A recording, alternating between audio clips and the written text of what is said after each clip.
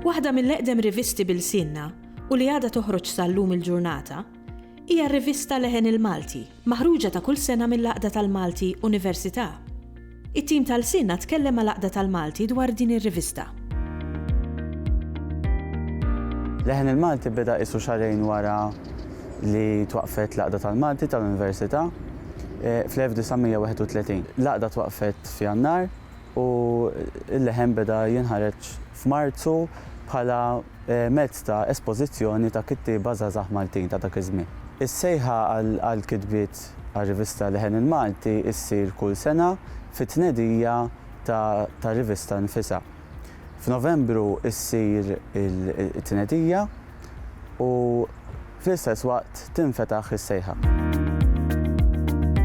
Hemm diversi tipi ta' xogħlijiet li jiġu aċċettati fir-rivista Leħen il-Malti, fosthom poeżiji ta' mhux aktar minn 30 vers, novelli ta' mhux aktar minn 2500 kelma u kitbiet akademiċi ta' mhux aktar minn 3500 kelma. Jista' jkollok studji ta' natura lingwistika, studji ta' natura letterarja u anke studji li jaqdu t-tnejn li huma. Is-sejħa hija miftuħa għal kulħadd, jiġifieri mhux biss kittieba stabbiliti, anzi kull sena ikun hemm numru ta' kittieba ġodda u aħna verament nieħdu gost dan. Jekk nieħdu l-edizzjoni ta' din sena għandna taqsima speċjali dwar l-element Berberu fil-Malti.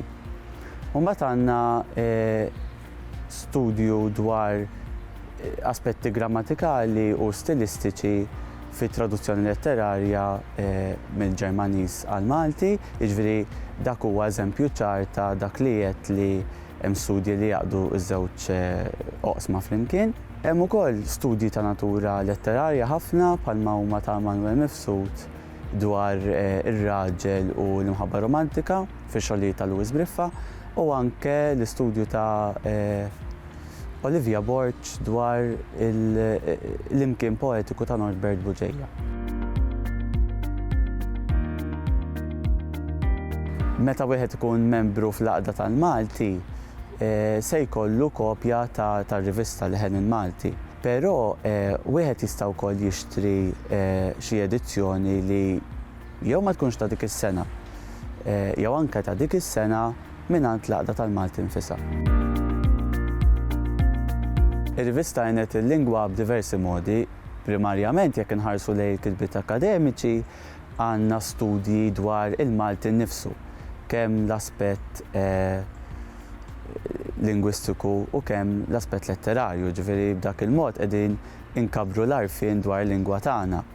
Minn banda l-oħra jekk inħarsu lejn il-kitbiet letterarji, primarjament il-poeżiji, il-novelli u anke traduzzjonijiet, naraw li il-Malti huwa żona ta' possibilità għall-espressjoni ta' idejat differenti. Ġifieri din rivista tgħin biex naraw il-Malti minn perspettiva li mhux limitat għal qasam wieħed jew għal espressjoni limitata, anzi hemm ħafna affarijiet li nistgħu ngħidu bih.